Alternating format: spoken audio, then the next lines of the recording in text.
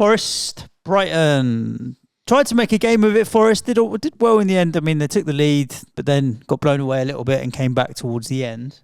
Yeah, I mean, you'll hear from Mark, obviously, on COTC tomorrow. As I said, I've already recorded with the guys last night. Mark wasn't happy, and he's not overly happy with what Forest are doing at the moment. I mean, since they've tried to be a bit more expansive since the September international break, they've won one game, and ironically that was against Villa in a game where they played very much like how we expected Forest to play last season when they had the good results.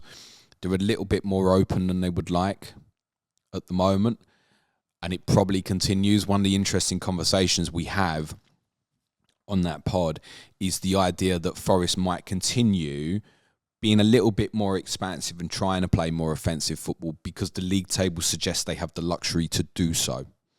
As long as they tick over, they're running at a point per game, right? 38 points is going to keep you up this year. Comfortably, I think. Oh, yeah. So as long as Forest just continue to tick, then they can continue to try and, I think, evolve and be expansive over this period. We speak about Chris Wood, because obviously with Aaron Yee's injury, he's 4.9. Mark warned that if you want him for every game over the next 5, and I've got Forest top my FDR over the next 5, them and Burnley I've got as the best 2. If you do want Wood, he did warn not to expect 5 starts over this period, but thought that he probably would play the home games. Now, we'd say Bournemouth at home in 18, that, for example, makes him pretty appealing, but Divock Origi obviously offers competition.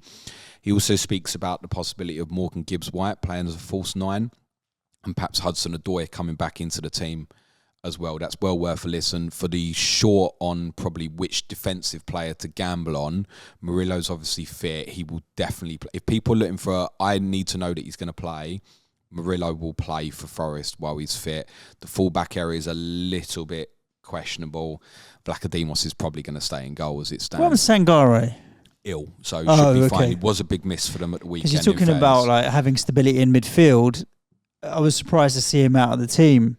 Because I think him and Mangala give him something different. Mark thinks that with some of the fixtures they've got coming up, they might try and move to a 4-2-3-1, which would be Sangare back in with Mangala. Gibbs White at 10, and with Hudson-Odoi back fit, him and Elanga as the wide players, Chris Wood at the top of that. Now, if you put Wood at the top, the tip of that, you go, oh, there might be some returns there. Yeah. And obviously Everton at home is a decent fixture this week as well.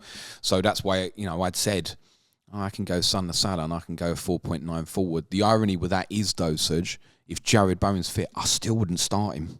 Right. He'd sit on the bench for me. So if that's my conclusion, I might as well go for your Mabama or something like that, right? For Brighton, big important victory. And by the way, Brighton fans can celebrate however they want. Anything I'd add to that, though, is, and you all know I love De Zerbi. I think shake the opponent manager's hand first before you... I think he forgot.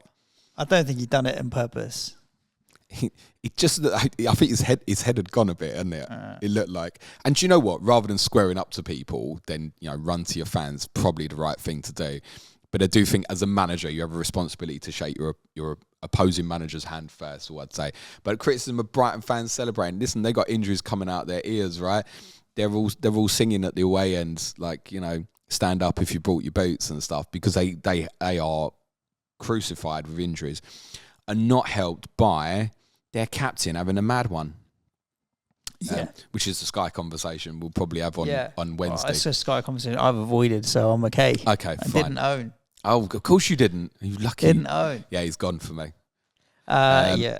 So he's going to be a 2-game ban, Lewis Dunk. It's 2-game ban for red cards for dissent apparently now. Okay. But because he got a yellow card as well, he's gone up to 4 yellows as well. So he'll get boots over this period as well, and he'll miss a big game. And obviously after he'll miss Chelsea and Brentford, then he's back for Burnley. If he gets boots against Burnley, he misses Arsenal away. Mad. Anyway, the point of this would be definitely avoid Brighton defensively. Don't go near it. It's still, I think it's no clean sheets this season, isn't it?